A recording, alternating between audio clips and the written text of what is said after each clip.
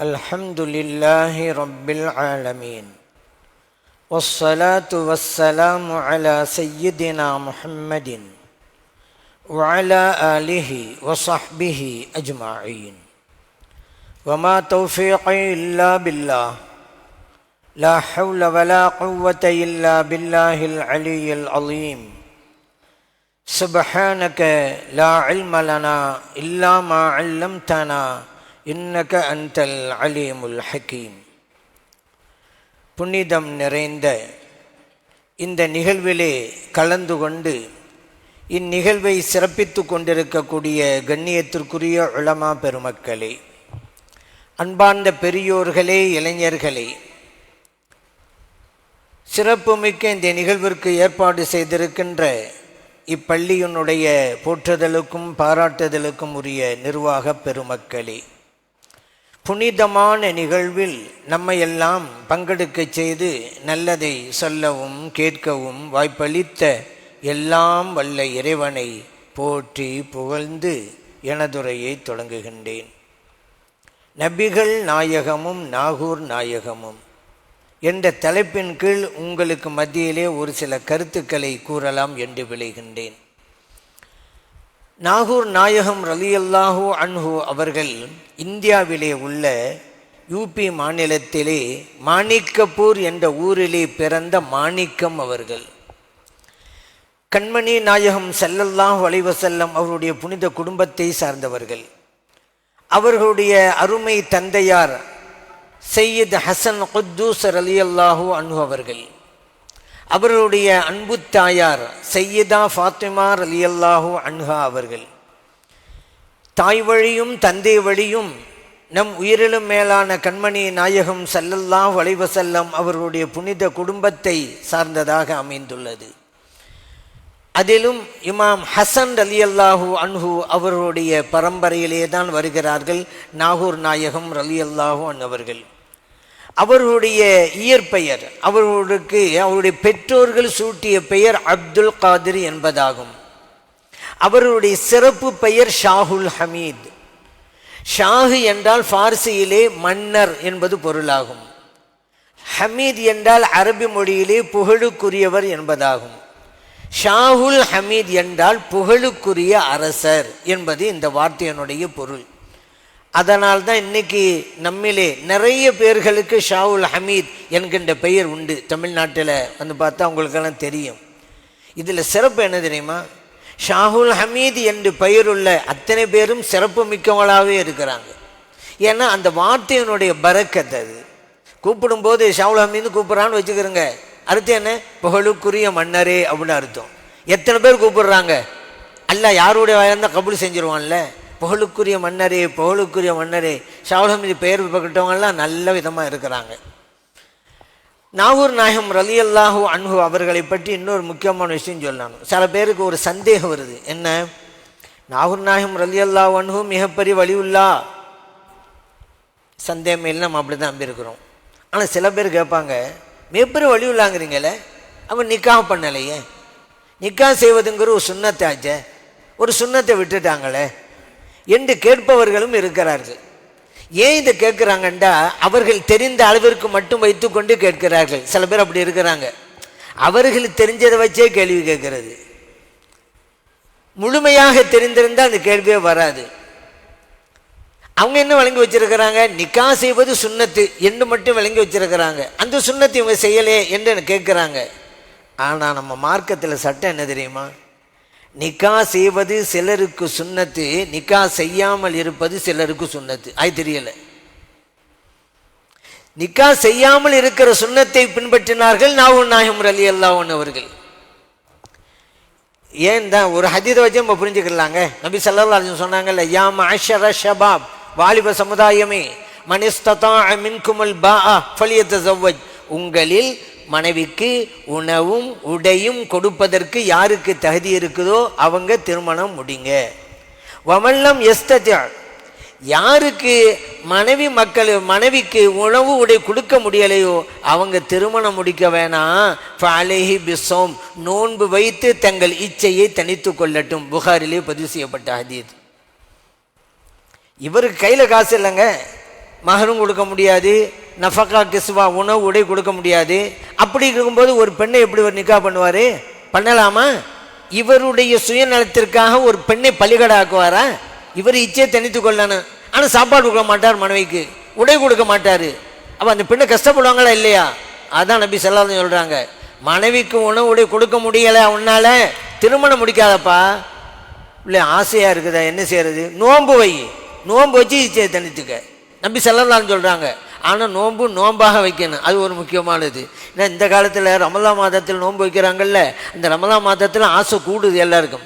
என்னென்று சொன்னால் நோன்பை எப்படி வைக்கணுமோ அப்படி வைக்கிறது இல்லை. மற்ற காலங்களெல்லாம் சாதாரண சாப்பாடு, இந்த ரமலான் மாதத்தில் மீன் கறி ரெண்டையும் மாற்றி மாற்றி சாப்பிட்டா, அதை சாப்பிட்டா என்ன ஆகும்? ஆசை கூட தானே செய்யும். அது மட்டுமல்ல, சாப்பாடு எப்படி சாப்பிட்ணும்? வயிற்றில் 1/3 சாப்பிட்ணும். நபி ஸல்லல்லாஹு அலைஹி வஸல்லம் சொல்கிறாங்க, வயிற்றில் 1/3 உணவுக்கு, இன்னொரு பகுதி தண்ணீருக்கு, இன்னொரு பகுதி வெற்றிடமாக விடுங்கன்றாங்க. அப்படி சாப்பிட்டு நோன்பு வச்சா நோம்பா இருக்கும். இப்போ அப்படி இல்லையே, சஹரு சாப்பிடும் போதும் வயிறு புடைக்கோடு சாப்பிட்றாங்க, நோன்பு திறக்கும் போது நிறைவேல சாப்பிட்றாங்க. ஏன்னுங்க சஹரில் இப்படி சாப்பிட்றீங்க? அவர் சொல்கிறாரு, பகல்லாம் நான் பட்டினி கிடக்க போகிறேன்ல, அதனால தான் அப்படின்றாரு. சரி, நோன்பு திறக்கும் போது எங்கே இவ்வளோ சாப்பிட்றீங்க? பகல்லாம் பட்டினி கிடந்தேன்ல, அதனால தான் அப்படிங்கிறாரு. இப்படி நோன்பு வச்சா என்ன ஆகும்? நபி ஸல்லல்லாஹு அலைஹி வஸல்லம் சொல்கிறது என்ன? நோன்பு வைத்து இச்சை தனித்துக்கொள், நோன்பு வைப்பதாக வைக்கணும். இப்போ நான் ரெண்டாக பிரிஞ்சிருச்சா? நமக்கு சிலருக்கு சுன்னத்து, மனைவிக்கு உணவுடைய கொடுக்கக்கூடிய சக்தி இருந்தால் அவங்க சுன்னத்து, இல்லையா நிக்கா செய்யாமல் இருக்கிறதே தான் சுன்னத்து. அதுக்கு என்ன ஆதாரம் கேட்குறீங்களா? நபி ஸல்லல்லாஹு அலைஹி வஸல்லம் காலத்தில் அஸ்ஹாபு சுஃபான் இருந்தாங்கல்ல, திண்ணை தோழர்கள், அவங்க யாருமே நிக்கா செய்யலை. தெரியுமா உங்களுக்கு? எல்லாருக்கும் சுன்னத்துண்டா ஸல்லல்லாஹு அலைஹி வஸல்லம் திண்ணை தோழை கூப்பிட்டு, போங்கங்க சுன்னத்தை நிறைவேற்றுங்க, நிக்கா செய்யுங்க அப்படின்னு சொல்லி அனுப்பியிருக்கணுமே. திண்ணை தோழர்கள் எல்லாம் அங்கே தான் இருக்கிறாங்க, நிக்கா பண்ணலை. ஏன்? அவங்களுக்கு எந்த வசதி வாய்ப்பும் கிடையாது. திண்ணை தோழர் எல்லாம் ஃபக்கீர்கள். இந்த ஹதீத்து விவரமான தெரிஞ்சிருந்தா அப்படி ஒரு கேள்வி கேட்டுப்பாங்களே. இப்படி தான் ஒரு ஆள் கேட்டார், சுன்னத்தை விட்டுட்டாங்களே. நான் கேட்டேன், இப்னு தைமியா யாருங்க? அவர் பெரிய அறிஞருங்க, அவர் நிக்கா பண்ணலை, தெரியுமா உனக்கு? நிக்கா பண்ணலையா இப்னு தைமியா? அதுக்கு பிறகு தான் வாய மூடினாங்க அவங்க. அது வரைக்கும் வலியுல்லா குறை சொல்லிக்கிட்டே கிடந்தாங்க. நம்முடைய சுன்னத் ஜமாத் இமாம்களை கூட ஒரு சில பேர் நிக்கா பண்ணாமல் இருந்தாங்க. இமாம் நபவி ரஹ்மத்துல்லாஹி அலைஹி, இஸ்லாமிய சட்ட மேதைகளில் ஒருவர், மார்க்க மேதைகளில் ஒருவர், இமாம் நபவி ரஹ்மத்துல்லாஹி அலைஹி அவர்கள், அவர் நிக்கா பண்ணலை. அதனால் அவங்க உங்களுக்கு தகுந்தவாறு தான் நம்ம மார்க்கம் சொல்லுது. நீ ஒன்றும் கொடுக்காமல் இருந்தாக்கா உன்னுடைய சுயநலத்துக்காக வேண்டி ஒரு பெண்ணை நிக்கா பண்ணிக்கிட்டு அந்த பெண்ணுக்கு கஷ்டமெல்லாம் கொடுக்கக்கூடாது. மார்க்கம் இதுக்கு அனுமதிக்கலை. இப்போ புரியுதா? நாகூர் நாமடல்லி எல்லாம் ஏன் நிக்கா பண்ணலன்ட்டு? அவங்க யார்? ஃபக்கீருங்க, திருவோடுங்க. இன்னைக்கு போங்க நாகூருக்கு, அவங்க உபயோகித்த பொருட்கள்லாம் ஒரு வீட்டில் இருக்குது. அவங்க உபயோகித்த சஸ்பியமணி, திருவோடு, எல்லா பொருளும் அங்கே இருக்குது. திருவோடு யார்கிட்ட இருக்கும்? ஏழை ஃபக்கீர்கிட்ட இருக்கும். 404 பேரோடு போனாங்க எல்லா ஊருக்கும். ஊருக்கு இஸ்லாத்தை கொண்டு போய் சேர்த்தாங்க. சும்மா தாவாவுடைய வேலை பண்ணுறோன்னு சும்மா சொல்லிக்கிட்டு இல்லை, தாவாவோட வேலை பண்ணுறாங்க. ஒரு ஊருக்கு போங்க, இவங்களை வரவேற்க ஆள் இருக்குது, இவங்க தங்குறதுக்கு உத்தரவாதம் இருக்குது, இவங்களுக்கு சாப்பாட்டுக்கு உத்தரவாதம் இருக்குது. ஆனால் நாகூர் நம்ம ரலியல்லாஹு போனாங்கல்ல, ஒவ்வொரு ஊருக்கும் தங்க உத்தரவாதம் இருக்கிற இடம் 100க்கு 100 முஸ்லீம் அல்லாத மக்கள் இருக்கிற ஊருக்கு போனாங்கங்க. சாப்பாட்டுக்கு உத்தரவாதம் இல்லை. 404 பேர் எப்படி இருக்கு? நம்ம குடும்பத்தில் 10 பேர் 7 பேர் இருந்தால் மாதத்துக்கு எவ்வளோ சிரமப்படுறேன் காசுக்கு. அவ்வளோ பேருக்கு ஒவ்வொரு வேலைக்கும் உணவு கொடுத்தான்னு அப்படி தான் போனாங்க, இஸ்லாத்தை கொண்டு போய் சேர்த்தாங்க. அதனால தான் இன்றைக்கு அவர்கள் வாழ்ந்து கொண்டிருக்கிறார்கள். இல்லை இல்லை, இறைவன் அவர்களை வாழ வைத்து கொண்டிருக்கிறான். அவர்களுடைய தியாகங்கள் அப்படி. சரி, அவங்களே ஏழை தானே. இப்போ அவங்க எப்படி மனைவிக்கு திருமணம் முடிப்பாங்க? மனைவிக்கு உடை, துணிமணி, மற்ற காரியங்கள் எல்லாம் செய்யணும்ல, வசதி இல்லையில. அப்போ அவங்களுக்கு நிக்கா செய்யாமல் இருக்கிறதான் சுன்னத்து. அதனால தான் அவங்க செய்யலை. நாகூர் நாயகம் ரலியல்லாஹு அன்ஹு அவர்கள் பல நாடுகளுக்கு போனாங்க. சும்மா இல்லைங்க, கால்நடையாகவே போனாங்க. நம்மளாம் ஃப்ளைட்டில் வர்றதுக்கு 5 மணி நேரம் உட்காந்துருந்தா உடல்லாம் வசதி, பையனை அலுப்பு, நடந்தே போனாங்க. எத்தனை நாட்டுக்கு போனாங்க? இலங்கைக்கு போனாங்க. அவங்க இலங்கைக்கு போன இடங்கள்லாம் இன்றைக்கி அடையாளம் இருக்குது. கல்முனை எப்படி நாவூர் ஷெரீஃபில் மிகப்பெரிய மனோரா இருக்குது, அதே மனோரா, பெரிய மனோரா, கல்முனை கடற்கரை பள்ளின்னு சொல்லுவாங்க, கடற்கரை ஓரத்தில் பெரிய மனோரா. அங்கே வருஷம் வருஷம் கந்தூரி கொண்டாடுறாங்க. அவங்க அமர்ந்து சில்லா இருந்த இடம், இபாது செஞ்ச இடம் இன்றைக்கும் இருக்கிறது. 26 அந்த இடத்துக்கு நான் போயிட்டு வந்தேன். தஃப்தர் ஜெயிலானின்னு இருக்குது மலைப்பகுதி இலங்கையில். அங்கேயும் அவர்கள் ஹல்வத்தில் இருந்து இபா செஞ்சாங்க. அந்த இடத்துக்கும் செல்கிற வாய்ப்பை இறைவனுக்கு தந்தான். மியான்மர், பர்மா, அங்கே போனாங்க. அவர்கள் அங்கேயும் அமர்ந்து இபா செஞ்ச இடத்துக்கு போகிற வாய்ப்பை இறைவன் எனக்கு கொடுத்தான். பல இடங்களுக்கு இப்படி உலகம் முழுவதும் சுற்றி வந்தாங்க. நாகூர் நாயம் ரலியல்லாஹு அன்ஹு அவர்கள் இறைவனுக்காக அவர்கள் தங்களை அழைத்து கொண்டதால் இறைவன் தான் உள்ளவரே அவர்களை வாழ வைத்து கொண்டே இருக்கிறான் என்றுதான் அறிகிறோம். அந்த நாகூர் நாயம் ரலியல்லாஹு அன்ஹு அவர்கள் பல்வேறு கருத்துக்களை சொன்னாங்க. அதில் மிக முக்கியமானது மஅரிஃபத்துல்லா, அல்லாஹ்வை அறிவது. இது ரொம்ப முக்கியம். ஒரு மனிதனுடைய பிறப்பின் இலட்சியமே அதுதான் அப்படிங்கிறாங்க. உதாரணம் சொன்னாங்க, நிலம் இருக்கிறது, நீரும் இருக்கிறது, விதைப்பதற்கு விதை இல்லையானால் நிலம் இருந்து என்ன பலன், நீர் இருந்து என்ன பலன்? உடலும் இருக்கிறது, உயிரும் இருக்கிறது, அறிவும் இருக்கிறது. ஆனால் மஅரிஃபா என்ற இறை ஞானம் இல்லையானால் இந்த உலகத்தில் நீ பிறந்ததால் என்ன பலன் கேட்கிறார்கள் நாகூர் நாயம் ரலியல்லாஹு அன்ஹு. ஏதோ இந்த இடத்துக்கு வந்து நல்லா சாப்பிட்டு சோமா இருந்துட்டு போகிறதுக்கு, கபருக்கு போகிறதுக்காக வந்திருக்கோங்க. ஒவ்வொன்றுக்கும் ஒரு இலக்கு இருக்குதுல்ல. நாகூர் நாயம் ரலியல்லாஹு அன்ஹு மேலும் சொல்கிறாங்க, மனிதனுடைய பிறப்பின் இலட்சியம் என்ன? ஒரு ஆள் ஆகாயத்தில் மிதந்து போறான், பறந்து போறான், அதனால் அவன் பிறப்பின் இலட்சியத்தை அடைய முடியுமா? முடியாது என்கிறார்கள் நாகூர் நாயம் ரலியல்லாஹு அன்ஹு அவர்கள். ஒரு மனிதன் தண்ணீருக்கு மேலே நடந்து போறாங்க, அதனால இவர் பிறப்பின் இலட்சியத்தை அடைந்து விட்டார் சொல்ல முடியுமா? முடியாது. ஏன்? இந்த உலகத்தை இவன் பிறந்தது ஆகாயத்திலே பறப்பதற்கா, தண்ணீரிலே நடப்பதற்கா இந்த உலகம் பிறந்தான்? அவன் செஞ்ச செயல் வேணுமான ஆச்சரியமா இருக்கலாம், எல்லாரும் செய்ய முடியாது. ஆகாயத்தில் நம்மளால பறக்க முடியுமா? தண்ணீர் நம்மளால நடக்க முடியுமா? நம்மளால செய்ய முடியாத அவன் செய்யறான். ஆனா அதற்காக அவன் இந்த உலகத்துக்கு வரலங்க. மஅரிஃபாவுடைய ஞானம், ஒவ்வொன்றுக்கும் ஒரு இலக்கு இருக்குதுல்ல. ஏன் நம்மளை இறைவன்க கொண்டு வந்தான்? அல்லாஹ் குர்ஆன்ல சொல்லிட்டானே, வமா ஹலக்துல் ஜின்ன வல் இன்ஸ இல்லா லியஅபுதூன், மனித இனத்தையும் ஜின் இனத்தையும் என்னை வணங்குவதற்கு படைத்தேன். இப்னு அப்பாஸ் ரலியல்லாஹு அன்ஹு அவர்கள் ரயீசுல் முஃபஸ்ஸிரீன், குர்ஆனுக்கு விரிவுரை வழங்கியவர்களில் எல்லாம் தலைவராக இருக்கக்கூடியவர் சொன்னாங்க, லி அபுதூன் என்பதனுடைய அர்த்தம் லி யஅரிஃபூன், என்னை அறிந்து வணங்க. அதானுங்க வேணும். அல்லாஹ்வை அறியாம வணங்குனா இன்னைக்கு நிறைய பேர் இருக்கிறாங்க, 20 வருஷமா தொழுவுறாக, 30 வருஷமா தொழுவுறாக, அவன் நெத்தியெல்லாம் காய்ச்சி போச்சு, கூப்பிட்டு யாருங்க தொழுதீங்க? அல்லாஹ்வை தான் தொழுவுதேன். உடனே சொல்றாரு, ரைட், அந்த அல்லாஹ் யாருங்க சொல்ல தெரியல. யாரென்றே தெரியாத அல்லாஹ்வை 20 வருடங்கள் வணங்குகிறார், 30 வருடங்கள் வணங்குகிறார். என்ன பிரயோஜனம்? அதைத்தான் இப்னு அப்பாஸ் ரலியல்லாஹு அன்ஹு சொல்றாங்க, என்னை வணங்குவது என்றால் என்னை அறிந்து வணங்குறது. நம்ம இறைவனை நமக்கே தெரியலண்டா அதை விட ஒரு அப்சோஸ் வேற என்னங்க? நம்மை படைத்து உருவாக்கி நமக்கு எல்லா தேவைகளும் நிறைவேற்றிக் கொள்ளக்கூடிய இறைவன் யாருன்னு கேட்டா இவதா. அதனால தான் சொன்னாங்க, இறைவனை பற்றி தெரிந்து கொள், அதுதான் ரொம்ப முக்கியம் என்கிறார்கள் நாகூர் நாயம் ரலியல்லாஹு அன்ஹு. மனிதன் பிறப்புடைய இலட்சியத்தை நீ அடையணும். ஒவ்வொன்றுக்கும் ஒரு இலக்கு இருக்குதுல்ல. இலக்கு இல்லாமல் ஏதாவது இருக்கா? ஒரு ஆள் பஸ்ஸில் ஏறினார், எங்கே போகணும் அப்படின்னு கேட்டார். இந்த ஆள் சொல்கிறாரு, எங்காவது போய் விடுங்க அப்படின்றாரு. போகிற இடத்த சொன்னால் தானங்க டிக்கெட் தருவார். எங்கே போய் விடுங்கண்டா? ஹோட்டலுக்கு போயிட்டீங்க, சர்வர் வந்து கேட்குறாரு, என்ன வேணும்? ஏதாவது கொண்டு வந்து போடுப்பா. என்னத்தை கொண்டு போடுவார்? நீங்கள் பஸ்ஸில் ஏறுனா ஒரு இலக்கு, ஹோட்டலுக்கு போனால் ஒரு இலக்கு. அப்படின்னு சொன்னால் இந்த உலகத்திற்கு நாம் வந்ததில் இலக்கு இருக்கணுமா இல்லையா? இலக்கு இல்லாமல் என்னங்க பிரயோஜனம்? ஆகவே தான் நாகூர் நாயகம் ரலியல்லாஹு அன்ஹு சொல்கிறாங்க, நீ பிறப்பினுடைய இலட்சியத்தை அடைய வேண்டுமானால் இறைவனை அறிய வேண்டும், மஅரிஃபாவுடைய ஞானத்தை பெற வேண்டும் என்கிறார்கள் நாகூர் நாயகம் ரலியல்லாஹு அன்ஹு அவர்கள். ஆனால் இன்னைக்கு சில பேர் என்ன சொல்லுவாங்க, அதெல்லாம் என்னங்க, ஏன்னா உங்களுக்கு தெரியலை, உங்களுக்கு தெரிஞ்ச வச்சு அதெல்லாம் என்னங்க, என்னங்க மஅரிஃபாவுடைய ஞானம் என்ன அப்படிலாம் கேட்குறவங்களாம் இருக்கிறாங்க. அவங்க நிலையை வச்சு, தான் நிலையை வச்சு தான் மற்றவங்க நிலை போடுவாங்க சில பேர். அல் மர்உ யகீசு அலா நஃப்ஸிஹி, அரபியில் ஒரு பழமொழி இருக்குது. மனுஷன் தன்னை வச்சு தான் அடுத்த ஆள் எடை போடுவான். இவன் எல்லாரையும் குறை பேசுகிறான்னு வச்சுக்கிறங்களேன், இவன் என்ன நினைப்பான், ஒரு இடத்த போகும்போது 2 பேரும் விட்டுட்டு போவான்.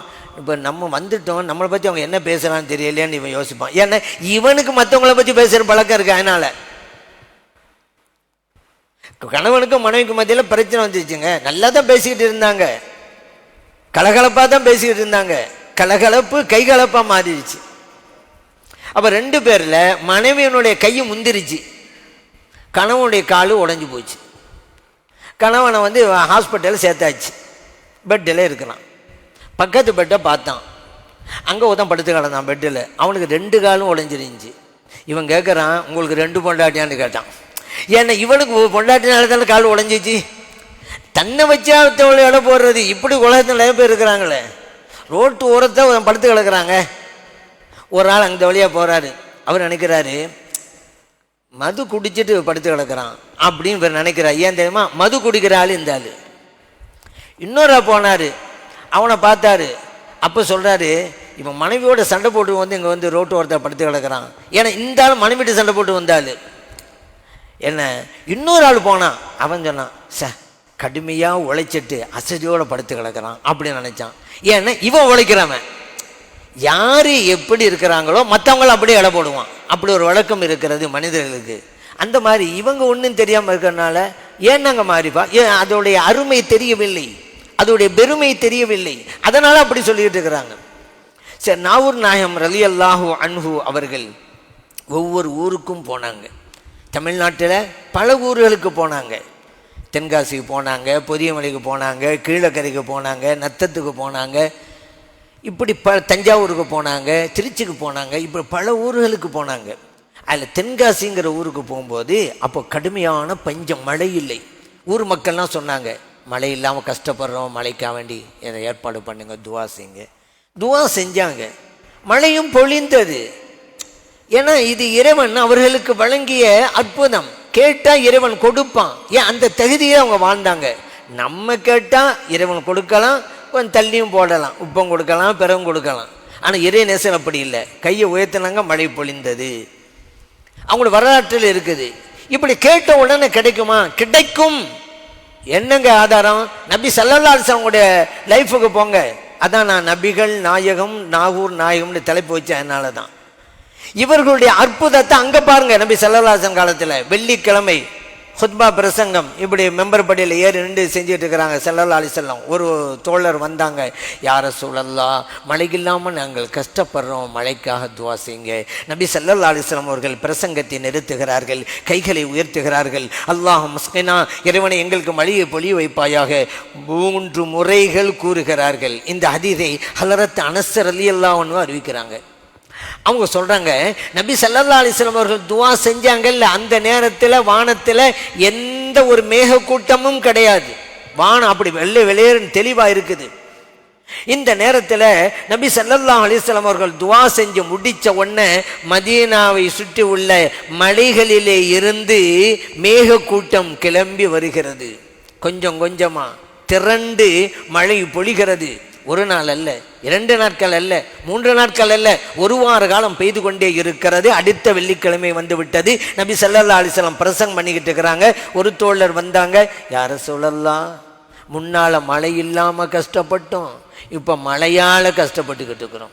வீடுகள் இடிஞ்சுக்கிட்டு இருக்கு, கால்நடைகள் மடிஞ்சுக்கிட்டு இருக்கு, மழை நிறுத்துறதுக்கு துவா செய்யுங்க.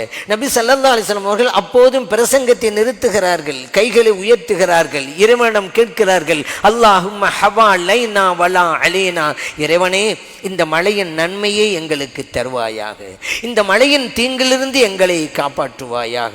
இங்கே பெய்து கொண்டிருக்கக்கூடிய மழையை ஓடைகள் இருக்கிற இடங்களுக்கும் மரங்கள் ஓங்கி வளர்ந்து நிற்கிற இடங்களுக்கும் திருப்பி விடுவாயாக சொல்லி முடிக்கிறார்கள்.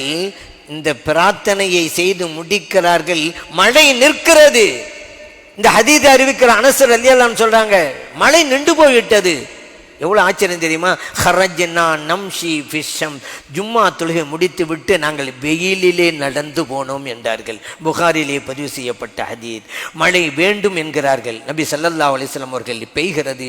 மழை நிற்க வேண்டும் என்கிறார்கள், நிற்கிறது. இதுதான் இறை தூதர் ஸல்லல்லாஹு அலைஹி வஸல்லம் அவர்கள். இங்க பாருங்க, பிரசங்கத்தை நிறுத்தினாங்கள் சொன்னோன்னே. இப்போ நம்மளாம் என்ன செய்வோம்? துவா செய்யுங்க அப்படின்னு யாராவது சொன்னா இன்ஷா அல்லாஹ் இன்ஷா அல்லாஹ். பெரியவங்க அப்படி இருக்க மாட்டாங்க. துவா செய்யுங்க, அல்லாஹ் ஹைராக்கி தருவான், அல்லாஹ் உங்க தேவையை நிறைவேற்றி தருவான், அல்லாஹ் உங்களுக்கு மகிழ்ச்சியா வாழ்க்கை உடனுக்குடன் சொல்லிடுவாங்க. அதான் துவா. ஆனா இப்ப என்ன? துவா செய்யுங்க, இன்ஷா அல்லாஹ். நபி ஸல்லல்லாஹு அலைஹி வஸல்லம் பாருங்க, பிரசங்கத்தை முடிக்க கூட காத்திருக்கல. அப்படி ஏன் தெரியுமா? அல்லாஹ் உங்களுக்கு சொன்னதுங்க. அம்ம சாயில்ல ஃபலா தன்ஹர். நபி அவர்களே, உங்களிடம் யாராவது கேட்டு வந்தால் இல்லை என்று சொல்லாதீர்கள், வெறுங்கையோடு திருப்பி அனுப்பாதீர்கள். இறைவனுடைய கட்டளை. எப்படி ஸல்லல்லாஹு அலைஹி வஸல்லம் தொடர்ந்து பேசுவாங்க, நிறுத்திட்டு கேட்டுட்டு அப்புறம் பிரசங்கம். இப்போ நபி ஸல்லல்லாஹு அலைஹி வஸல்லம் ஒரு காலத்தில் இந்த அற்புதம் நடந்ததா? இதுதான் முஅஜிஸா, அற்புதங்கள் நிகழ்த்துவது இறைவன். சில பேர் அது எப்படிங்க முடியும் வலியுள்ளானாலேருந்து இங்கேயும் அறியாம தான். அறியாம பல வகை இருக்கு, இது ஒரு அறியாம.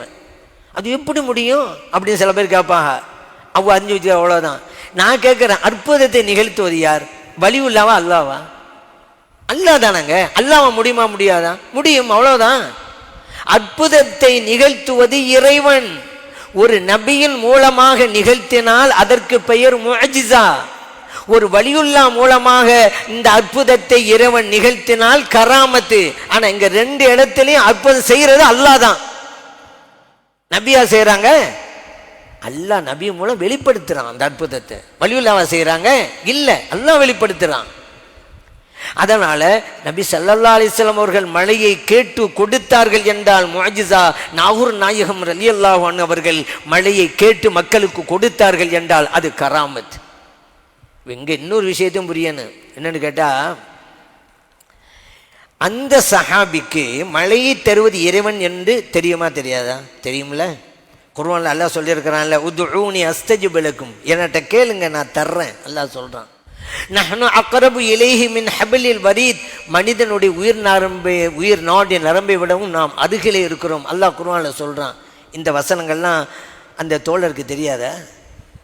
தெரியாதனால தான் ஸல்லல்லாஹு அலைஹி வஸல்லம் அவங்கள்ட்ட போய் முறையிட்டாங்களா?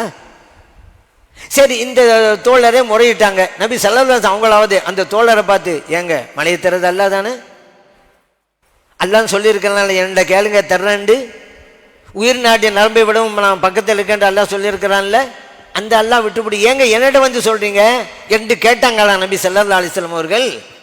இல்லை, கோரிக்கை ஏற்கிறார்கள், பெற்றுக் கொடுக்கிறார்கள். இதுதான் ஷரியத், இதுதான் மார்க்கம். அல்லாஹ் தான் செய்யறான், தர்றான். ஆனா இறை நேசர்கள் மூலமாக நாம் கேட்கின்ற போது உடனடியாக கிடைக்கிறது. இதுதான் யதார்த்தம். சுன்னை ஜமாத் இந்த யதார்த்தத்தை நாம் புரிந்து கொண்டோம். வெற்றியாளர்கள், புரிந்து கொண்ட நல்ல புத்திமான்கள் சுன்னை ஜமாத்தினர்கள். சஹாபா அவர்கள் எப்படி புரிஞ்சிருந்தாங்க, பலன்களை அனுபவிச்சாங்க. சுன்னை ஜமாத் இன்றைக்கு நாம் புரிந்திருக்கிறோம், பலன்களை அனுபவித்துக் கொண்டிருக்கிறோம். தத்துவம் பேசிக்கிட்டு இல்லை. அல்லாஹ் தான் நம்மள இருக்கிறானே, கேட்டால் தான் தருவாங்கிறானே, ஏன் அவங்கள விட்டு அங்கே போறீங்க அப்படிம்பாங்க சில பேர். சரி, அல்லாஹ் கேட்கலன்ட்டு அங்கே போனோம், அல்லாஹ் நம்ம பக்கத்தில் இல்லைன்ட்டு அங்கே போனோம். இல்லைங்க, வலியுள்ளா கேட்டால் உடனே கிடைக்கும், அதனால அங்கே போய் சொல்கிறோம். அவங்க கேட்டு கொடுக்குறாங்க. இதைத்தான் புகாரியில் உள்ள ஹதீஸ் நமக்கு சொல்லி காட்டுகிறது. புரிய வேண்டியது புரிஞ்சுட்டா பிரச்சனை இல்லை, தப்பாக புரிஞ்சாதான் பிரச்சனை. எக்ஸாம் நடந்துக்கிட்டு இருக்கும்போது எல்லாம் எழுதிக்கிட்டு ஸ்டூடெண்ட்டு எழுதிக்கிட்டு இருக்கிறான். சூப்பர்வைசர் அப்படியே பார்த்துக்கிட்டே வர்றாரு. சில பேர் பிட்டு கொண்டு போயிருப்பாங்கல்ல, அதை பார்க்குறது அப்படியே லைன் வர்றாரு. ஒரு பையன் தன்னுடைய கையில் பிட்டு எழுதிக்கிட்டு போயிருந்தான். அதை பார்த்து பார்த்து எழுதிக்கிட்டே இருக்கிறான். இதை கவனிச்சிட்டாரு. கிட்ட போய் நின்றாரு. அவன் கேட்டான், ஏன் சார் இங்கேயே நிற்கிறீங்க அப்படின்னா. நான் சூப்பர்வைசரா அப்படின்றாரு. இவன் கேட்டான், அப்படின்னா என்ன சார் அர்த்தம்? இவர் சொன்னார், மேற்பார்வையாளர். இப்போ இவன் கேட்குறான், அப்போ ஏன் சார் நீங்கள் கீழே பார்த்துக்கிட்டு இருக்கீங்க அப்படின்னு கேட்டான். டேய், அது சரி, அங்கே என்ன நீ கையை பார்த்து பார்த்து எழுதிக்கிட்டே இருக்கிற? அதுக்கு அவன் சொன்னான், கற்றது கையளவு சார். கற்றது கையளவு, கல்லாதது உலகளவுன்னு நம்ம கேள்விப்பட்டிருக்கோம்ல, அதுக்கு புது விளக்கம் கொடுக்குறாங்க. அவர் ஆச்சரியப்பட்டு போனார், என்னடா புது விளக்கம் தர்றானே. இப்போ உடனே கேட்டார், அப்போனா கல்லாதது எவ்வளோடா அப்படின்னு கேட்டார். இடுப்பளவு சார்ந்தால அவ்வளோ விட்டு கொண்டு போயிருக்கிறானா. இதை சாதாரணமாக தமிழில் இருக்கக்கூடியதுக்கு உரிய அர்த்தம் கொடுக்காம இல்லாத பொல்லாத அர்த்தம் கொடுக்குற மாதிரி தான் இன்னைக்கு வசனங்களுக்கும் இல்லாத பொல்லாத அர்த்தம். பக்கத்தில் இருக்கிறீங்க, அல்லா தான் இருக்கிறான், அல்லா தான் இருக்கிறான், அப்போ ஏன் நம்ம மற்றவங்கள்ட்ட துவா செய்யணும்? நான் கேட்குறேன், ஏங்க எல்லாத்தையும் அல்லா இருக்கிறான்ல, சரி ஒரு சகோதரர் இன்னொரு சகோதரர் சந்திச்சார், எனக்காண்டி துவா செய்யுங்க சொல்லலாமா? அது சொல்லலாம். இங்கே மட்டும் ஏன்? உங்கள் பக்கத்தில் தான் அல்லா இருக்கிறான்ல, கேட்க வேண்டியது தானே, ஏன் அவர்கிட்ட போய் துவா செய்யுங்கிறீங்க? இங்கே மட்டும் துவா செய்யணும்னு சொல்லலாமா? ஒரு வழியுள்ளாட்ட போய் துவா செய்யுங்கன்னாக்கா பிரச்சனை. அல்லா விட்டு முடியாமல் போறிய, நல்லா போட்டவன் அல்லா தான் சிவா கொடுக்குறான். டாக்டர்கிட்ட போகிறோம், அல்லா விட்டு விட்டு போகிறோமா டாக்டர்கிட்ட? அல்லா தாங்க. நீ டாக்டர்கிட்ட போனாலும் அல்லா தான் ஷாஃபி, நீ மருந்தை சாப்பிட்டானா அல்லா தான் ஷாஃபி, இன்ஜெக்ஷன் போட்டானா அல்லா தான் ஷாஃபி. இதெல்லாம் காரணம் இறைவன் அமைத்து வைத்தது. இதைத்தான் இறைவனும் விரும்புவான். அதே அமைச்சுக்கிறங்க. வீட்டுக்குள்ளே இருந்துக்கிட்டு காய்ச்சல் வந்துருச்சு, டாக்டர் பார்க்க மாட்டேன். ஒரு ஆள் நான் டாக்டர் போட்டேன், மருந்து சாப்பிட மாட்டேன், ஊசி போட மாட்டேன். ஏன்? அல்லா தானே சுகம் கொடுக்குறான், அந்த அல்லா தான் என் கூட இருக்கிறான்ல, அவன் தருவான். இதை அல்லா விரும்புவானா? நம்பி என்ன எல்லாம் அல்லா அல்லாங்கிறான். அட அல்லா விரும்ப மாட்டேன். ஏன் தெரியுமா? டே இந்த உலகத்தை நான் எப்படி அமைச்சிருக்கிறேன் அதை மதித்தனால. என்னால் முடியுமா முடியாதாங்கிறதுல பிரச்சனை. இப்போ ரிசுக்கு யாருங்க தர்றோம்? எல்லாருக்கும் தெரியும், ரிசுக்கு அல்லா தான் தர்றான். நம்ம கடை வச்சுருக்கோம்ல, வேலை செய்ய போகிறோம்ல, தொழில் செய்கிறோம்ல, ஏன் அல்லா தான் ரிசுக்கு தர்றான், நான் வீட்டில் உட்காருவேன்டா. அல்லா இது விரும்புவானா? என் மேலே என்ன தவக்கல் வச்சுருக்கான் அந்த ஆள், நான் தான் ரிசுக்கு கொடுக்குறேன்ட்டு வேலை செய்ய போக மாட்டேங்கிறான், என் மேலே அவ்வளோ நம்பிக்கை வச்சுருக்கிறான். அல்லா சந்தோஷப்படுவானா? அவனை வெறுப்பான் அல்லா. ஏன் தெரியுமா? ரிசுக்கை தருவேன், நீ வேலை செய்யணும், நான் ரிசுக்கை தருவேன், நீ வியாபாரம் செய்யணும் என்று இறைவன் அமைத்து வைத்திருக்கிறான். அந்த அமைப்பை இவன் சீர்குலைக்கிறான். உலகம் இயங்கணும்ல, எல்லாம் அமைச்சு வச்சா நடக்கணும். இப்போ நம்மளாம் அப்படி தான். சரிங்க, நாகூர் நாயகம் ரலியல்லாஹு அன்ஹு அவர்கள் இதே போல் பொதிகை மலைக்கு போனாங்க. பொதிகை மலை உங்களுக்கு தெரியும், திருநெல்வேலி பக்கத்தில் தான் இருக்குது பொதிகை மலை. அந்த பக்கம் போயிட்டு வாங்க. மேலப்பாளையத்துக்கெல்லாம் போயிருக்காங்களே, மேலப்பாளையத்துக்கு போன இடமெல்லாம் இன்றைக்கும் அந்த அடையாளம் இருக்கிறது. சரி, அங்கே போனாங்க, சாப்பாடு இல்லை. 400 பேர் சொச்சோம், சாப்பாடு வேணும்ல, என்ன செய்கிறது? இப்போது நான் நம்ம ரலியல்லாஹு திருவோடு வச்சுருந்தாங்கல்ல, அதில் கொஞ்சம் சாப்பாடு இருந்துச்சு. அந்த துவா ஓதிவிட்டு திருவோட்லேருந்து ஒவ்வொரு ஆளாக கூப்பிட்டு அள்ளி கொடுக்குறாங்க. திருவோடு ஒரு ஆள் சாப்பாடு தான் இருக்கும், எல்லாம் 400 பேருக்கும் கொடுத்தாங்கங்க. இது அது எப்படிங்க? சில பேர் அது எப்படி? அப்படிதான் இது முடியும். ஏன்? நபி ஸல்லல்லாஹு அலைஹி வஸல்லம் அவர்கள் இந்த மாதிரி செஞ்சுருக்கிறாங்க. சாப்பாடு இல்லைன்னு ஒரு சூழ்நிலை வந்தபோது கொஞ்சம் சோத்தம் வச்சுக்கிட்டு அவ்வளோ சஹாபா பெருமை கொடுத்தாங்கல்ல. எப்படி கொடுத்தாங்க? ஹதீஸை படிக்கணும், முஸ்லீமில் இருக்குது இந்த ஹதீது. தபூக்கு யுத்தம், சஹாபா பெருங்களும் போயிருந்தாங்க, கடுமையான பஞ்சகாலம் இருந்த, சாப்பாடு இல்லை, பசி. தபூக் ஆனால் யுத்தம் நடக்கலை, தபூக்கு யுத்தம் நடக்கலை. போயிட்டு யுத்தம் நடக்காமலே திரும்பி வந்துட்டாங்க. கடுமையான பஞ்சகாலத்தில் தான் அது நடந்தது. அப்போது சஹாபா பிரமுகன்னு சொன்னாங்க, யாரை சொல்லலாம், சாப்பாடெல்லாம் முடிஞ்சு போச்சு, பசியாக இருக்குது, நாங்கள் கொண்டு வந்தோம்ல ஒட்டகம், அந்த ஒட்டகத்தை அறுத்து நாங்கள் சாப்பிட்டு கொள்ளலாமா அப்படிங்கிறாங்க. நபி ஸல்லல்லாஹு சரின்ட்டாங்க. ஏன்? உணவு முக்கியம் அல்லவா? உமர் ரலியல்லாஹு பக்கத்தில் இருக்கிறாங்க. சொன்னாங்க, யாரை சொல்லலாம், இதுக்கு தாங்க அனுமதி கொடுக்காதீங்க. ஏன்னா ஒட்டகத்தை அறுத்து சாப்பிட்டா நம்ம பின்னால் மதீனாவுக்கு திரும்ப போக வேண்டியது இருக்குது, நமக்கு வாகனம் வேணும் அல்லவா, அதெல்லாம் இப்படி செய்யுங்களேன். இப்போ நம்ம செஞ்சுக்கிட்டு இருக்கிறத ஐடியாவாக கொடுக்குறாங்க உமர் ரலியல்லாஹு. மக்கள்கிட்ட இருக்கக்கூடிய உணவையெல்லாம் நீங்கள் ஒரு விருப்பம் விரிங்க, மக்கள்கிட்ட இருக்கிற உணவுப் பொருளெல்லாம் கொண்டு வந்து போட சொல்லுங்கள், துவா ஓதுங்க, அதுலேருந்து எல்லாருக்கும் எடுத்து கொடுங்க. உமர் ரலியல்லாஹு சொல்கிறாங்க. போர்வை விரிக்கப்பட்டது, யாராட்ட என்னென்ன இருக்கோ கொண்டு வாங்க. ரொட்டி உள்ள ஒரு ரொட்டியை போட்டார், பேரிச்சம்பழம் ஒரு பேரிச்சம்பழம் போட்டார், மாவு உள்ள ஒரு மாவுள்ள போட்டாச்சு. நபி ஸல்லல்லாஹு அலைஹி வஸல்லம் அவர்கள் துவா ஓதுகிறார்கள். பிறகு எல்லாம் பாத்திரத்தை கொண்டு வாங்க, இங்கேருந்து அள்ளி நீங்கள் நிரப்பிக்கிறங்க. எல்லா சஹாபா பெருமக்களும் பாத்திரங்களை எடுத்து வந்து அதில் உள்ள உணவை எடுத்து நிரப்பிக்கிட்டாங்க. ஆச்சரியம் என்ன தெரியுமா?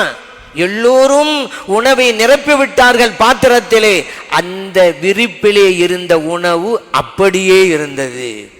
முஸ்லிமிலே பதிவு செய்யப்பட்ட ஹதீத். பாருங்க ஹதீத்தை, சிஹாவு சித்தா சொல்றோம்ல, ஹதீஸை பின்பற்ற வேண்டும், சத்தம் போடுறோம்ல, இதெல்லாம் ஏன் படிக்கல? இதை படிச்சிருந்தா நபி ஸல்லல்லாஹு அலைஹி வஸல்லம் அவர்களுக்கு முடிந்தது முஅஜிஸா, நாகூர் நாயகம் ரலியல்லாஹு அன்ஹு அவர்களுக்கும் முடிந்தது கராமத். நான் ஏற்கனவே சொல்லிட்டேன், கராமத்தை செய்வது இறைவன். அங்க போய் விவரம் பண்ணக்கூடாது, அல்லாஹ் தான் செய்யறான்.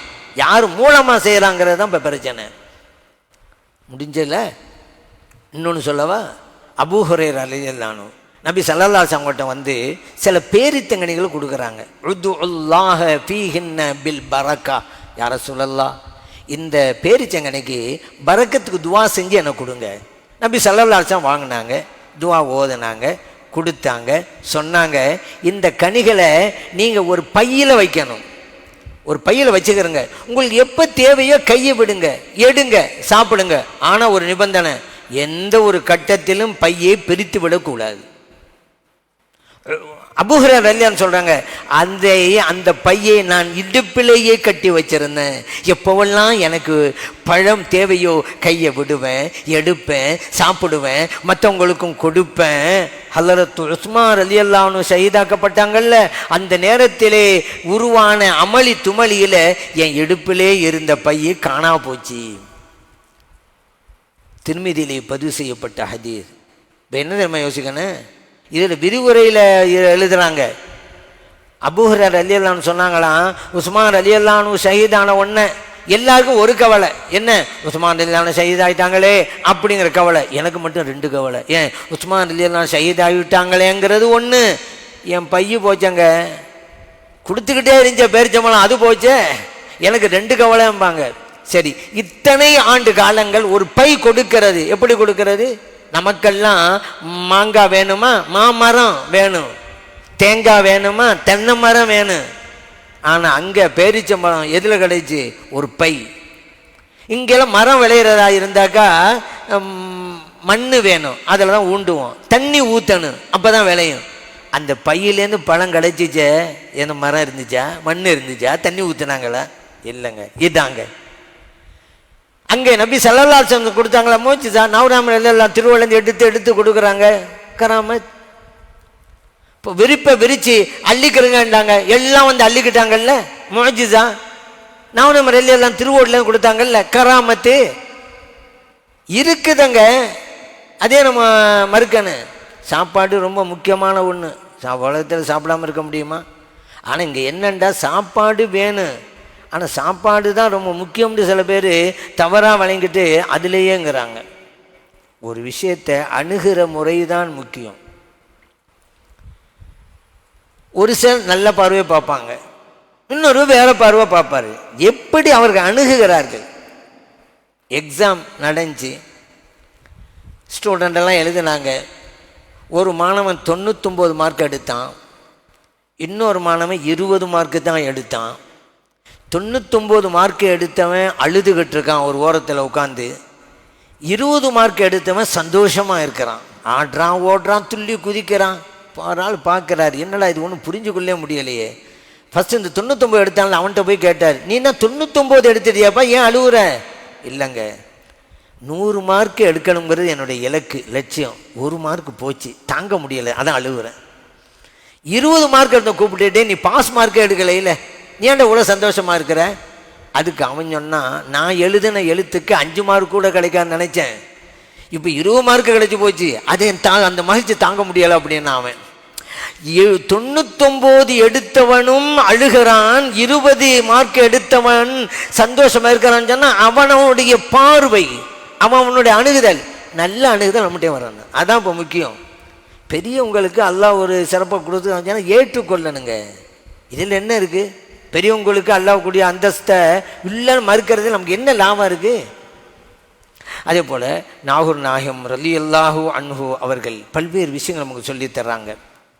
அவர்கள் ஊரில் பல நிகழ்வு நடந்தது. கீழக்கரைக்கு போனாங்க. கீழக்கரையில் ஒரு வீட்டில் தண்ணி கேட்குறாங்க. அந்த அம்மா சொன்னாங்க, இந்த ஊரில் எல்லாம் உப்பு தண்ணி தான் கிடைக்கும் அப்படின்ட்டாங்க. இவங்க நாகூர் ரலியல்லாஹு அன்ஹு உப்பு தண்ணி தான் கிடைக்குமோ?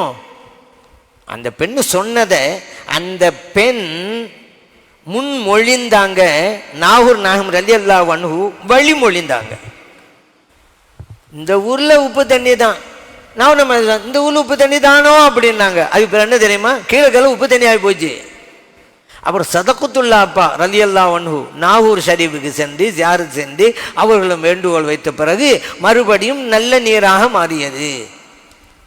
சரிங்க, இப்போ நீங்கள் கேட்கலாம், சரி தண்ணி தராமல் போட்டும், அதுக்காக வேண்டி அந்த ஊர் தண்ணி ஏன் உப்பு தண்ணி ஆகணும், யாரோ அவங்க சொன்னதுக்காக வேண்டி எங்கள் ஊர் ஃபுல்லாக ஆகணும் அப்படிங்க நினைக்கலாம்.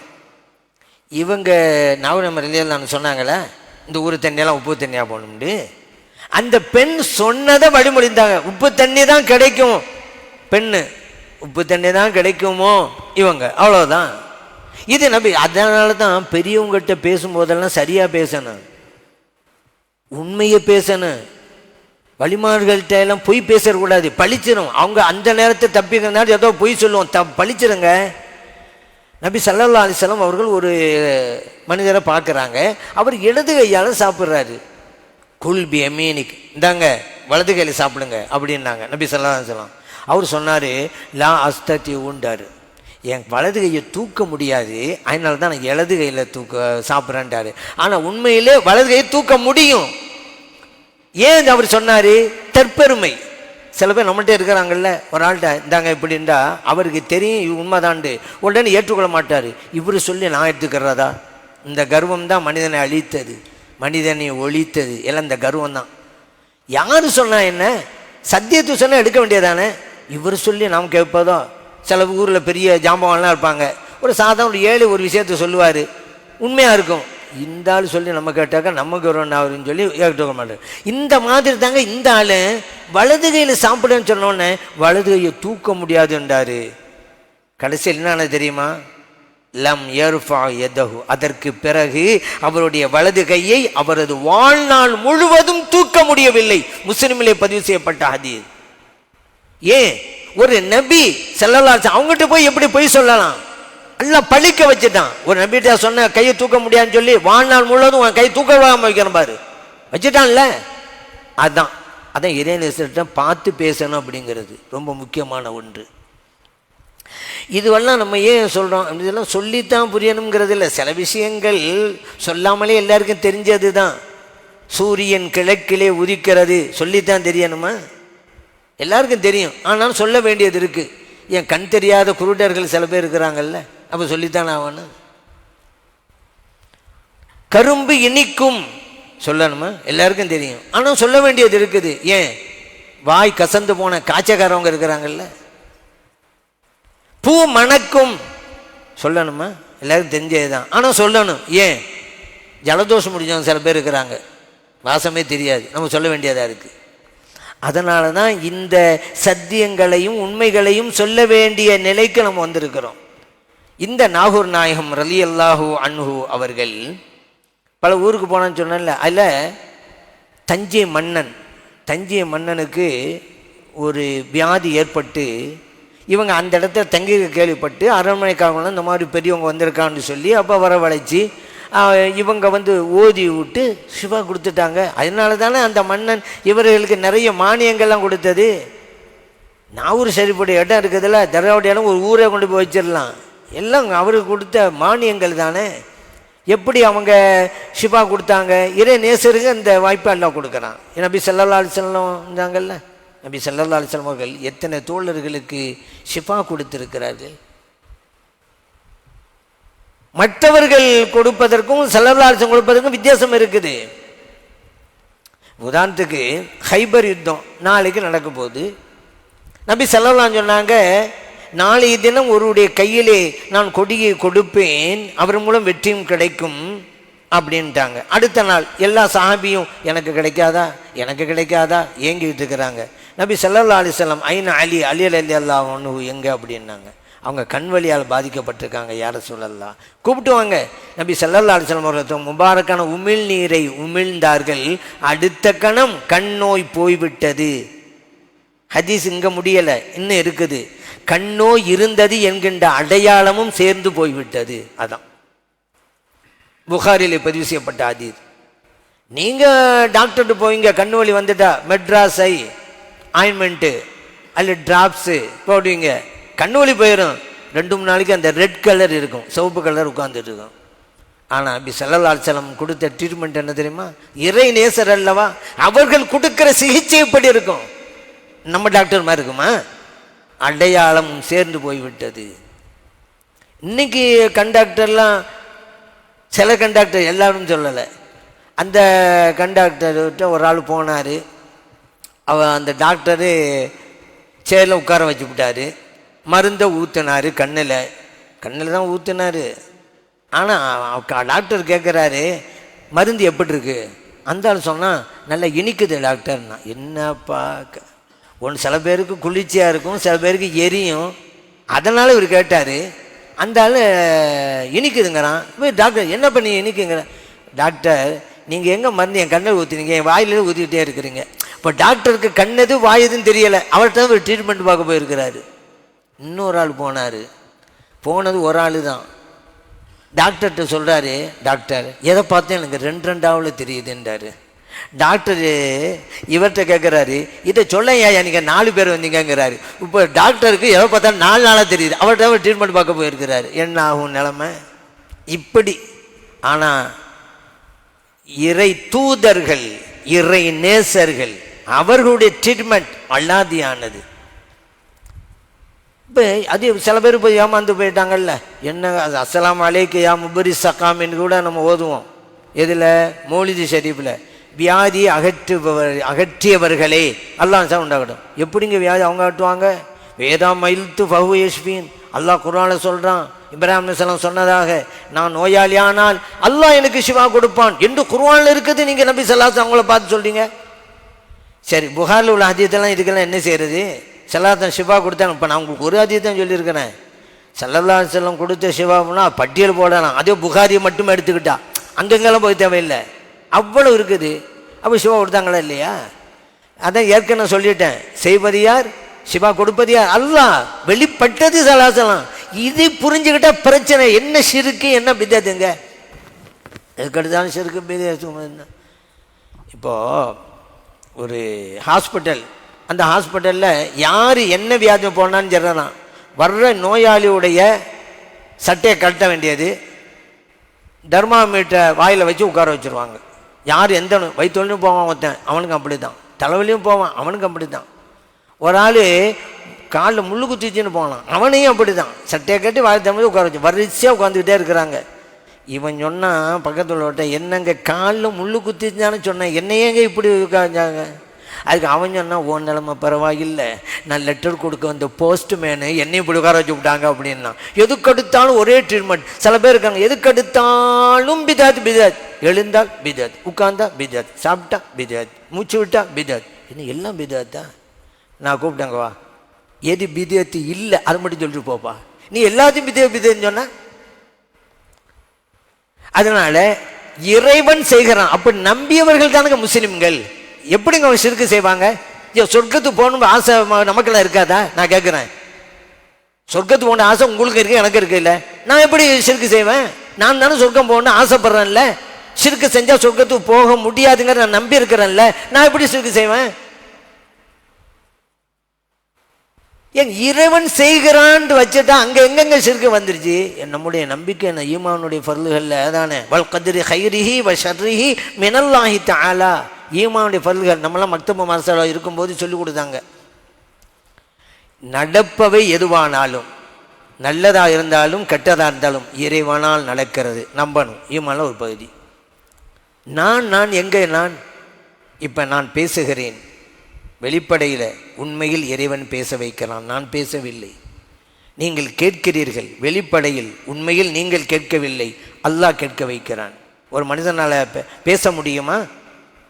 அந்த தகுதி இருந்தால் ஏன் ஊமையர்கள் இருக்கிறார்கள் இந்த உலகத்தில்? எல்லாரும் பேசிடுவாங்களே. மனிதனால் கேட்க முடியுமா? அந்த சக்தி மனிதனுக்கு இருந்திருந்தால் ஏன் செவிடர்கள் இருக்கிறார்கள் இந்த உலகத்தில்? எல்லாரும் தான் கேட்க முடியும்ல. நாம் இப்போ பார்க்கிறோம், நாம கண்ணை படைத்தோமா? கண்ணுக்கு ஒளியை கொடுத்தோமா? இல்லை.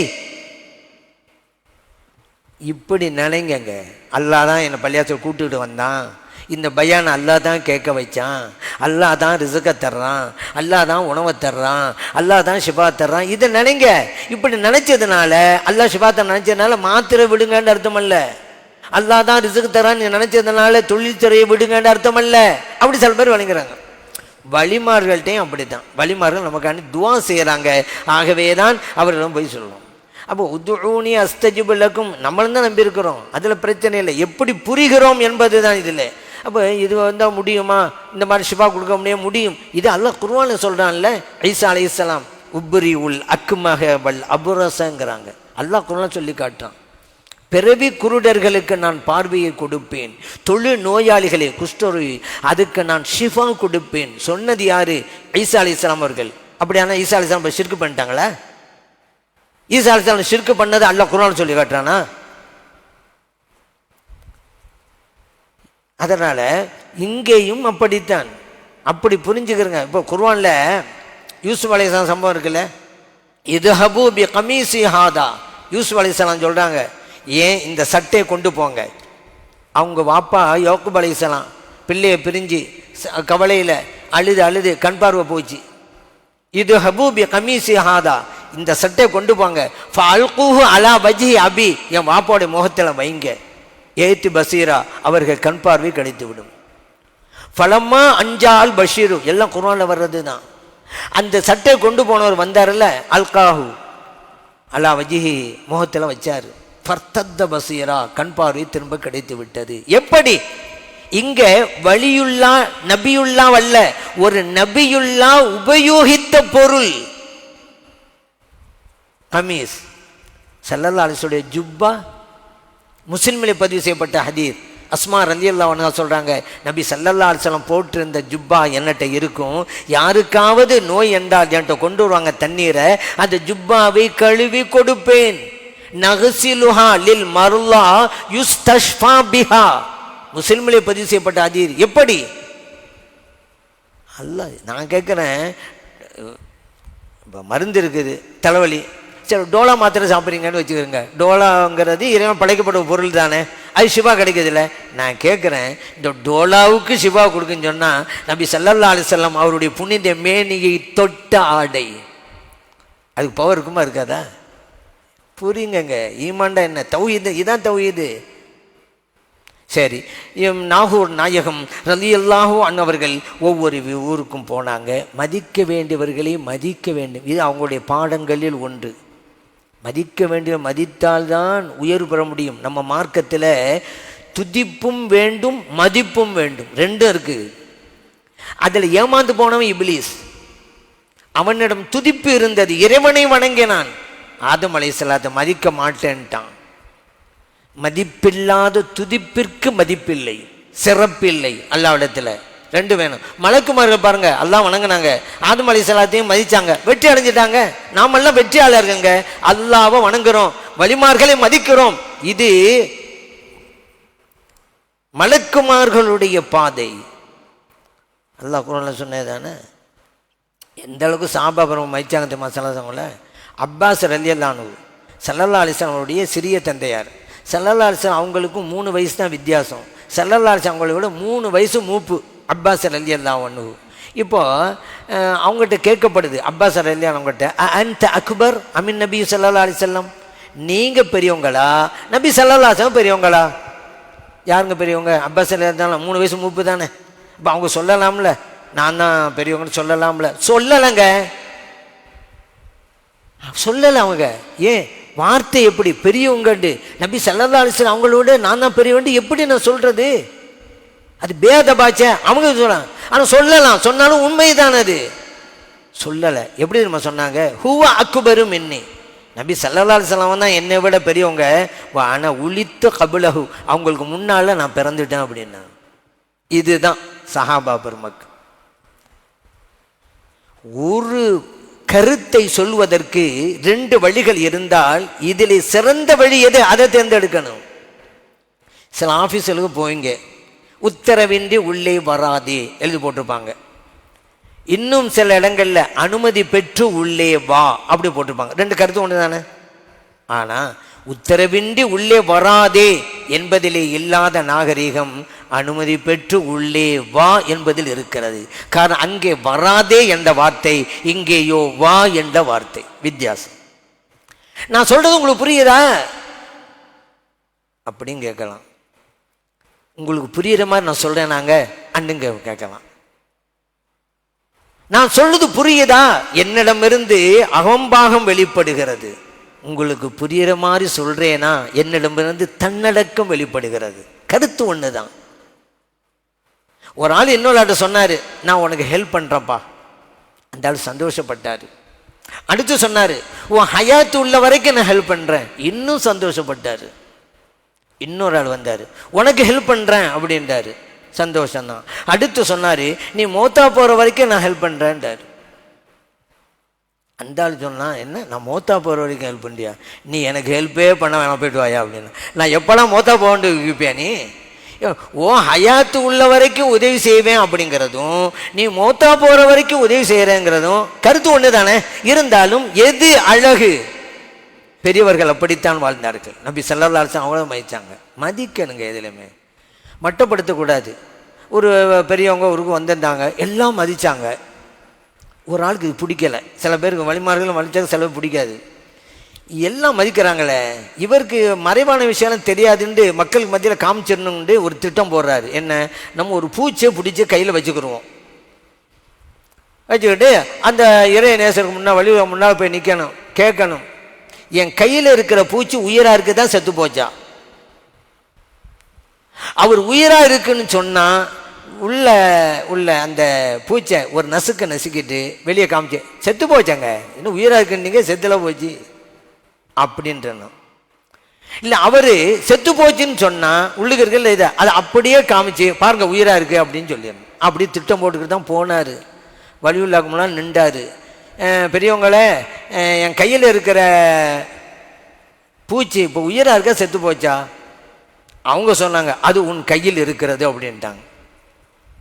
அது உன் கையில் இருக்கிறது. கையிட்ட இந்த கையை அவர் சொல்லலை, உன் முடிவில் இருக்கிறது. இந்த பிரச்சனை அவருடைய கையிலப்பா அப்படி சொல்லுவோம்ல. அப்போ அவர் எடுக்கிற முடிவில் இருக்குதுன்னு அர்த்தம். இது உன் முடிவில் இருக்கிறது. நீ நினைச்சா செத்து போனன்னு காமிக்கலாம், நினைச்சா நீ உயிராக காமிக்கலாம். உன் கையில் இருக்கிறது. அந்த கருத்தில் அசந்து போனார் இந்த ஆள். பெரியவங்களெல்லாம் மதிக்கணும். அவங்களும் இப்போ மதிக்க பாருங்க, எத்தனை தந்தைமார்கள் என் பிள்ளை என்னை மதிக்க மாட்டேங்கிறான்னு கவலைப்பட்டு இருக்காங்க. என் பிள்ளை மதிக்க மாட்டேங்கிறான். அதான் நான் சொல்றது, நீங்கள் இமாம்களையும் இறை நேசர்களையும் மதிப்பது எப்படின்னு கற்றுக் கொடுத்திருந்தா அவன் உங்களையும் சேர்த்து மதிச்சிருப்பான். நீங்கள் அதை செய்யலையில, அதனால உங்களை மதிக்கிறது இல்லை. எத்தனை பேர் அப்பா அம்மாவும் சும்மா விட்டுட்டாங்களே கவனிக்காம. ஒரு ஆள் ரொம்ப கஷ்டப்பட்டார். அப்போ அவர்கிட்ட ஒரு ஆள் இறக்கப்பட்டு கேட்டார், எங்க இப்படி கஷ்டப்படுறீங்கள என்ன அப்படிங்கிற அடிப்படையில் உங்கள் மூத்தம்மாவன் எங்கெங்க இருக்கிறான்? அந்த இடத்துல அவன் மேலே தெருவில் இருக்கிறாங்க. சரி, உங்கள் இளையம்மாவன் அவன் கீழே தெருவில் இருக்கிறாங்க. நீங்கள் நான் நடுத்தெருவில் நிற்கிறேங்க அப்படின்றாரு. ஏன்னா பிள்ளை ஏன் இன்னைக்கு ஆனாரு? பிள்ளைக்கு சொல்லி கொடுக்கவில்லை சிறு வயதில் இருந்து. அதான் நபி ஸல்லல்லாஹு அலைஹி சொன்னாங்க, அருமையாக சொன்னாங்க. என்ன தெரியுமா? அத்திபு அவுலாதக்கும் பி ஸலாத், உங்கள் பிள்ளைகளுக்கு 3 கற்றுக் கொடுங்கள். ஒன்று ஹுப்பி நபியுக்கும், நபி ஸல்லல்லாஹு அலைஹி வஸல்லம் அவர்கள் மீது மஹப்பத். இரண்டாவது ஹுப்பி அஹ்லி பைத்தி, அவருடைய குடும்பத்தினர் மீது நாம் கொள்கிற மஹப்பத். மூன்றாவதாக திலாவத்தில் குர்ஆன், குர்ஆனை ஓதுவது. பார்த்தீங்களா? இதில் சில பேர் கேட்கலாம், என்னங்க குர்ஆனை ஓதி கொடுக்கறது மூணாவதாக கடைசியாக சொல்லுவாங்க? சலாம் சொல்ல மஹப்பத்து ஃபஸ்ட்டு, அவங்களோட குடும்பத்தினருடைய நேசிப்பு ரெண்டாவது, குர்ஆனை ஓதி கொடுக்கறது கடைசிங்க இப்படி சொல்லுவாங்க. ஏன்னா வெளிப்படையை பார்த்து பார்த்து ஏமாந்து போன ஒரு கூட்டம் இருக்குதுல்ல. நான் சொல்றது மூணாவதாக தான் சொல்லணும். ஏன் முந்தின 2 இல்லாம திலாவத்தில் குர்ஆன் இருந்தா என்ன பிரயோஜனம்? குர்ஆன் ஓதுனா மட்டும் போதுமா? கல்புல ஈமான் இல்லாம இன்றைக்கு யகூதிகள் குர்ஆனை ஓதுறாங்க, நம்மை விட அழகா ஓதுவாங்க. அதனால யகூதியெல்லாம் சொர்க்கம் போயிடுவானா? குர்ஆனை ஓதிட்டாங்க. ஈமான் வேணும், அப்புறம் குர்ஆனை ஓதணும். நபி ஸல்லல்லாஹு அலைஹி சொல்றாங்க, பின்னால ஒரு கூட்டம் வரும். யார் தெரியுமா? யக்ரவுனல் குர்ஆன், குர்ஆனை ஓதுவாங்க ஓதிக்கிட்டு இருப்பாங்க. லா யுஜாவிசு தராக்கியஹும், ஆனால் குர்ஆனை ஓதுதல் அவருடைய தொண்டை குழியை விட்டும் கீழ் இறங்காது. புகாரிலே பதிவு செய்யப்பட்ட ஹதீஸ். குர்ஆன் ஓதனை செய்கிறாங்க. ஸல்லல்லாஹு அலைஹி வஸல்லம் வழிகட்ட கூட்டத்துக்குள்ள அடையாளம் சொல்றாங்க. அதை வழிகட்டு கூட்டம் வரும், குர்ஆனை ஓதும், தொண்டைக்குழிக்கு நீக்க அப்ப நாக்கில் நிற்கும். அதனால தான் அலி ரலியல்லாஹு அன்ஹு சொல்றாங்க, உங்கள் பிள்ளைகள் குர்ஆனை ஓதுனா நெஞ்சுக்குள்ளே போகணுமா, அந்த நெஞ்சை மஹப்பத்தை ரசூலை கொண்டு நிரப்புங்க. ஸல்லல்லாஹு அலைஹி வஸல்லம் குடும்பத்தினோட மஹப்பத்தை கொண்டு நிரப்புங்க. அப்புறம் குர்ஆனை ஓதி கொடுங்க, அந்த குர்ஆன் நெஞ்சுக்குள்ளே போய் நுழையும். அதுக்காக தான் அப்படி சொல்லி கொடுத்தாங்க. ஆனால் பெரியவர்களை மதிப்போம், இறைவனை மட்டுமே துதிப்போம், பெரியவர்களை மதிப்போம், மறுமையிலே வெற்றி பெறுவோம். எல்லாம் அல்ல இறைவன் நமது அனைவருக்கும் அந்த தௌஃபீக்கை செய்தருள்வானாக. ஆமீன். வல்ஹம்துலில்லாஹி ரப்பில் ஆலமீன். வாய்ப்பளித்த நல்லோர்களுக்கு நன்றி கூறி விடைபெறுகிறேன். அஸ்ஸலாமு அலைக்கும் வரஹ்மத்துல்லாஹி வபரகாத்துஹ்.